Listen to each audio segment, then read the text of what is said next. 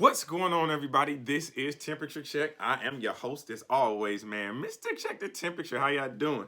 Before I get started with today's content, I must do what I always do anytime you see me on your screen. And that's thank you guys for the likes, comments, shares, most importantly, those subscriptions. So whether you be a day one fan or somebody who just rocked with the channel today, man, I greatly appreciate it. And if you're loving what I got going on the channel and you want to see more of me, and I know you do, man, it's quite simple, man. Just follow me on Instagram, Mr. Check the Temperature. Follow me on Twitter, Mr. Temp Check, and we'll get you right, man. As always, man, this is the week, man. The clothing line is finally dropping. I am super excited and super humbled, man. Thank you for everyone who is pre-ordered. You know what I'm saying? I will get your stuff out to you ASAP. If you are interested in Temperature Check apparel, whether it be the hoodies or the hats, man, hit me up in the comment section. Hit me up on my social media. We'll get you right. But we got to talk about some sports. I know y'all did not think I wasn't going to talk about the AFC and NFC divisional round on Sunday. Since, of course, if I was able to bash the Baltimore Ravens, who I love, please believe me, we was going to talk about these games. So, which one do we want to talk about first? You know what? I'm going to go with the Cleveland Browns versus the Kansas City Chiefs. Because there was a couple things I told y'all, Cleveland Browns fans, to watch out for. A couple of key factors were going to play huge dividends in versus winning or losing. And don't hit me with, before I even get started, don't hit me with, oh, well, we're an up-and-coming team. No, ain't no more victories in the playoffs, bruh. You either win or you lose. That's all there is to it. Come back next year. Try again. So let's talk about we're going to talk about some key plays. And again, if you don't know, I'm a high school official. So I've been officiating for almost a decade. Look, I've done some of the highest level football games in the state. So, and I'm a collegiate former arena football player. So I know my stuff. Don't do that. Let's talk about it. What did I tell y'all about the Cleveland Browns? One of the keys to victory, what did I say? Limit the amount of throws that Baker was going to have. What did I say? I said 20 to 25 throws. How many throws did he have in that game? Oh, you don't know? He threw the ball 37 times. 37 times. You tell me, Cleveland, is that a recipe for success? Is it? No, it's not. Not yet. It's not yet. It's not yet. And you know why? Because I get it. He had to pass the ball because y'all were down early. So, if you looked at the game, when y'all were down, he playing with house money. He's loose out there. You know what I'm saying? He front running. He's braggadocious on the field. You know, he completing the ball, he matriculating the ball down the field, keeping them in the game. So you see a little swagger. But what did I tell you? As that game got close, as you guys started to make that second half comeback, you guys got away from the run. And what did I tell y'all not to do? Do not get away from the run, because what's going to happen is Baker's ego is going to come into play. His confidence is going to come into play. It's no longer the Cleveland Browns versus the Kansas City Chiefs at that point. It was then Baker Mayfield versus Patrick Mahomes / Chad Henne. And at the end of the day, y'all did not get it done. But I'll say this, man. Let's talk about one of the key plays. I already know y'all want to talk about this Higgins play. Y'all want to talk about this Higgins play. The ball is fumbled into the end zone. It goes out of the end zone. You see the one hand? That means it's a touchback. I knew what it was as soon as it happened. As soon as it happened. And I already know helmet-to-helmet contact. Hit on defensive player. Nope, can't get that. You know why? Because he's considered a runner. He's considered a runner. So that's why they tell you, if you look at some of the best teams, traditionally some of the best organizations, Higgins, I don't fault you for what you did because you're a football player. That's just a football play. But you got to know to protect the ball. You have to know to protect the ball. It was not 0 seconds on the clock. You live to fight another day. You could have just took the ball, took the hit. You would have been out of bounds on the 1 inch line. That would have been the smart thing to do. But like I said, I'm not going to hold it against Higgins. But I already see a lot of you guys have been complaining, saying it's not fair, that was a blown call. No, it wasn't a blown call. The letter of the law. The letter of the law. Those officials did a fantastic job. That line judge, he did a fantastic job. No, matter of fact, I'm sorry. I'm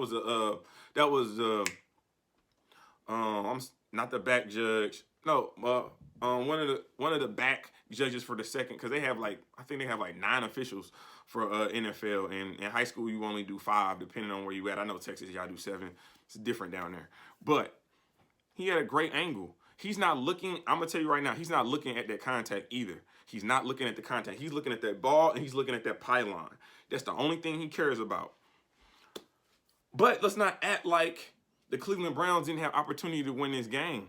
Let's not act like the Cleveland Browns did not have opportunity to win this game, because they most certainly did. They played hard. And shout out to Adrian Claiborne, man. He's from St. Louis. Me and him graduated in the same class together. He been that big since he was in high school. That dude is a monster on the field. But this is, again, Cleveland Browns defense. Y'all got to make a play, man. Y'all have to be able to make a play. Y'all let Chad Henne, who runs a 4.9 on a 3rd and 14 run for 15 yards. Are you serious? Come on, Cleveland. Y'all got to get the ball back to Baker. And Baker, you had the opportunity.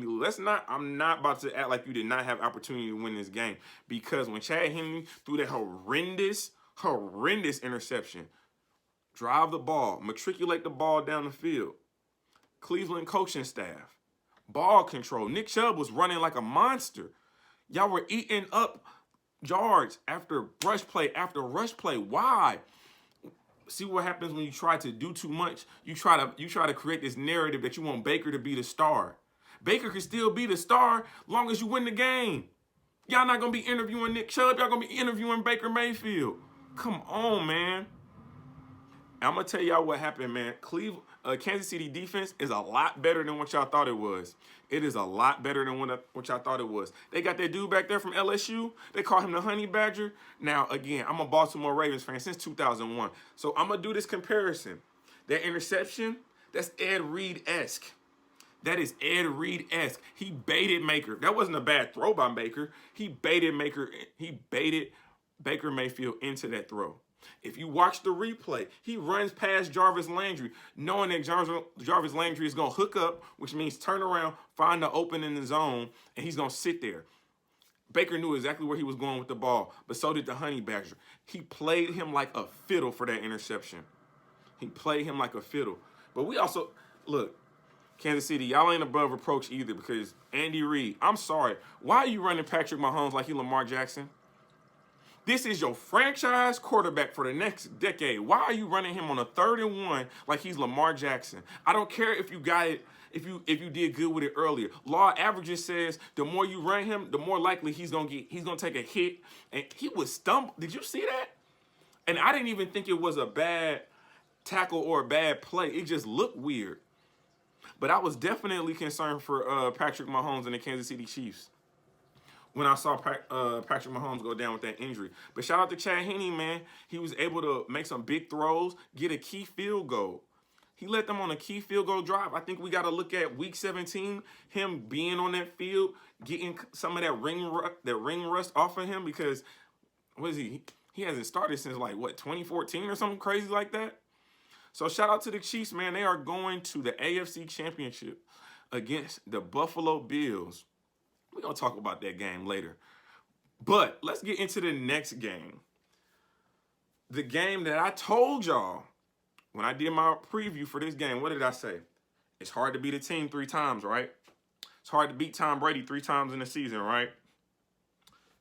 So we all you got to do is look at this. The first 2 games, the Tampa Bay Buccaneers got punked by the Saints. Offensively, they got punked by the Saints defense. The defense was establishing a new line of scrimmage. The corners were pressing those receivers. Linebackers flowing side to side. It looked like a role reversal on Sunday, though, didn't it? Tom Brady played good. I'm going to tell you some of his throws. They were okay. But when he needed to make the big play, he did. When he needed to make the big play, he did. Crucial thirds down, he was able to convert. We already know he's the best when it comes to quarterback sneaking, getting 1 yard. He's the best. He's the best in the NFL. It is not because he's athletic. It's just because he can read the defense. All he has to do is fall forward, read the defense, run behind your linebackers, and just fall to the ground. run behind your offensive lineman and fall to the ground. Very simple. Drew Brees, on the other hand, sir. Shout out to Drew Brees. Before we get into this game, man, shout out to Drew Brees. If that was your last game, sir, I am so sorry that you had to go out like that, but you had a tremendous career. One of the most accurate quarterbacks of all time, if not the most accurate quarterback of all time. But obviously, you did not have a good game. You did not have a good game on Sunday. It was tough to watch. Did anybody else think that? Did anybody else think it was physically tough to watch Drew Brees have that many turnovers in one game? But shout out to Bruce Arians and that Tampa Bay Buccaneers defense. It's a lot of Nebraska players on that team. Shout out to Nebraska Cornhuskers. I know I got some Nebraska followers, so shout out to them, man. You really saw a lot of Nebraska players really show up. But we only got to talk about one person when it comes to Tampa Bay defense. You ever heard of Devin White? Drew Brees. I bet you, if you didn't know, you know his name now. That boy flowing sideline to sideline. Fumble recoveries, interceptions. This man had 11 tackles, and 10 of them were solo. 1 tackle for loss, 1 pass defended. Are you serious? That's Madden type numbers. That is Madden game type numbers. Video game numbers he put up on that New Orleans Saints offense. Drew Brees was not able to dink and duck down this field. They was taking away all that. Again, when I talk about how the Saints were able to essentially punk the Tampa Bay Buccaneers in those first 2 games, it was a role reversal. Antoine Winfield Jr.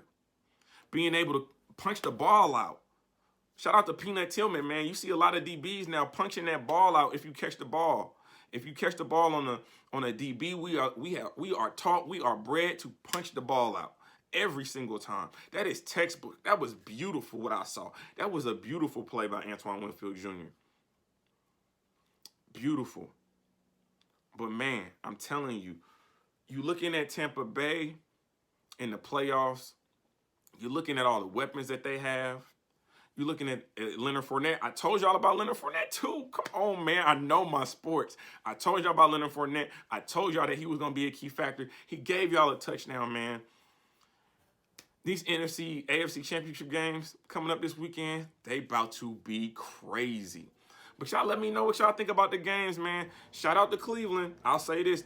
This is not the same old Cleveland Browns from the Tim Couch days. Them days is long gone. Cleveland Browns are an up-and-coming team. Very interested to see what they do with Odell Beckham. He's very interested to see what they do with Odell Beckham next year because they've proven that they don't need him. So that's trade bait. I mean, I wish I would send him to Baltimore, but I know that's not going to happen. Another topic for another day. Shout out to the Kansas City Chiefs, man. I was concerned about the ring rush. There was no ring rush. Fast start. Travis Kelce doing what he do. You know, Hakeem Hunt doing, Tyreek Hill doing what he do. It's a lot of weapons on that Kansas City offense, but we gonna get into the previews of these AFC and NFC championship games probably tomorrow, maybe Thursday. But y'all let me know what y'all think. This is Temperature Check. I am your host as always, man. Mr. Check the Temperature. Like, comment, subscribe for the channel. And like always, we just getting started.